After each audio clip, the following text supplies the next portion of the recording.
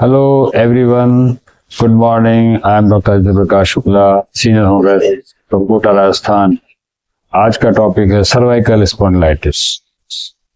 Cervical spondylitis गर्दन की जो रीढ़ की हड्डी होती है, जिसको सर्वाइकल स्पाइन बोलते हैं, उसकी एक आम बीमारी, जिसमें हड्डियों जोड़ों के डिस्क में घिसाव तथा सूजन हो जाती है।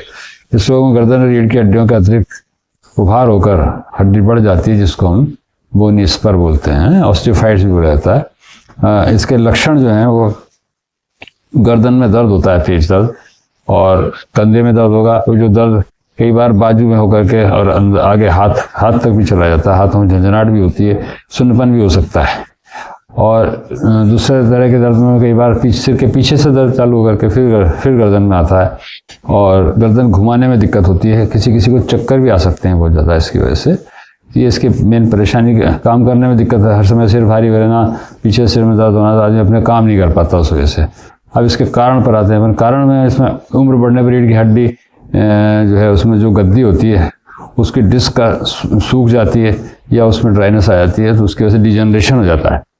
दूसरा कारण है इसका बोनी स्पर डेवलप हो जाती है, जिससे किसी हड्डी जिससे घिसती है वहाँ पर हड्डी अतिरिक्त रूप से बढ़ जाती है, उसको ऑस्टियोफाइट्स बोलते हैं।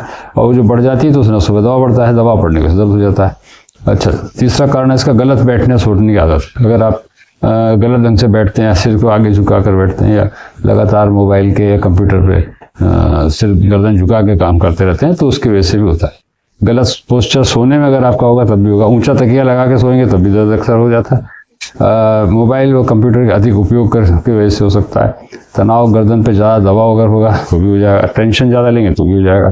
कोई पुरानी चोट होगी उसकी वजह से भी हो सकता है। तो ये तो हो गया कारण। अब इसका डायग्नोसिस कैसे करें? सबसे पहले चिकित्सक के पास जाएं तो लक्षणों से पता लगा लेते हैं। भाई आपके हाथ में दर्द जा रहा है, झंझनाहट हो रही है, कमर गर्दन में पीछे की तरफ दर्द है, तो उससे डाउट होता है सर्वाइकल स्पॉन्डिलाइटिस होने का डाउट डॉक्टर को होगा। तो आपका फर्दर एक्सरे करवाएंगे। एक्सरे से पता लग जाएगा कि हड्डियों में कोई परिवर्तन तो नहीं आया, वो देखने से मालूम पड़ जाएगा।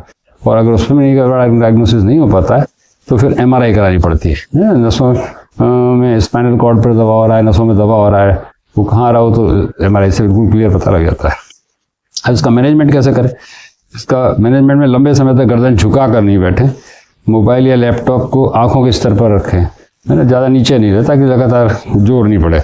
और नियमित गर्दन का व्यायाम करने से इसमें लाभ होता है। आप रेगुलर एक्सरसाइज करें गर्दन की तो ये तकलीफ कम हो जाती है। ज़्यादा मोटा और ऊंचा तकिया नहीं लगाएं, तकिया पतला रखें ताकि गर्दन पर दबाव नहीं पड़े। और सोते समय पोस्चर सही रखें, है ना, ज़्यादा मोटा गद्दा भी नहीं होना चाहिए, उससे भी दिक्कत होती है। और ज़्यादा स्ट्रेस नहीं लें। टेंशन अगर होगा ज़्यादा तो भी दर्द बढ़ जाता है, इसलिए टेंशन का मैनेजमेंट भी करना पड़ेगा। तो ज़्यादा देर तक जागे नहीं, समय पर सोएं और समय पर उठें, ताकि आपकी दिनचर्या नियमित होनी चाहिए। भोजन में हरी पत्तीदार सब्जियां, दालें, दूध, दही, पनीर आदि का नियमित रूप से उपयोग करें। और ज़्यादा परेशानी हो तो सर्वाइकल कॉलर का उपयोग करके भी इसमें राहत मिल जाती है। अब होम्योपैथी में इसकी बहुत अच्छी दवाइयाँ। परमानेंट आराम तो होम्योपैथी दवाइयों से आएगा। पेन किलर वगैरह गोली लोग खाते हैं, लेकिन उससे टेम्परेरी आराम आता है। ज़्यादा पेन किलर लेने से आपको एसिडिटी हो सकती है, उसके साइड इफेक्ट होंगे बहुत ज़्यादा लंबे समय तक, लेकिन किडनी खराब होने की संभावना होती है। इसलिए सबसे होम्योपैथी जो है सेफ होती है मेडिसिन। उसमें होम्योपैथी चिकित्सक की देख रेख में इन दवाइयों को अगर लें तो परमानेंट आराम आ जाता है। कुछ उपयोगी दवाइयाँ इस प्रकार से हैं। एसिड फॉस्फोरिक आती है, कैल्केरिया फ्लोर है, कैल्केरिया फॉस है, फॉस्फोरस है, साइलिशिया है, मेडोरिनम है, सल्फर है, मर्सोल है। इसके अलावा और भी कई दवाइयाँ हैं जो किसी वरिष्ठ होम्योपैथी चिकित्सक से देख रेख में ढंग से लें। और जानकारी उपयोगी लगी हो तो मेरे वीडियो को शेयर करें, सब्सक्राइब करें और कमेंट करें। और इंस्टाग्राम पे देख रहे हो तो फॉलो करें। अगर मुझसे संपर्क करना चाहते हैं तो वीडियो कॉल कर सकते हैं, ऑनलाइन अपॉइंटमेंट बुक कर सकते हैं।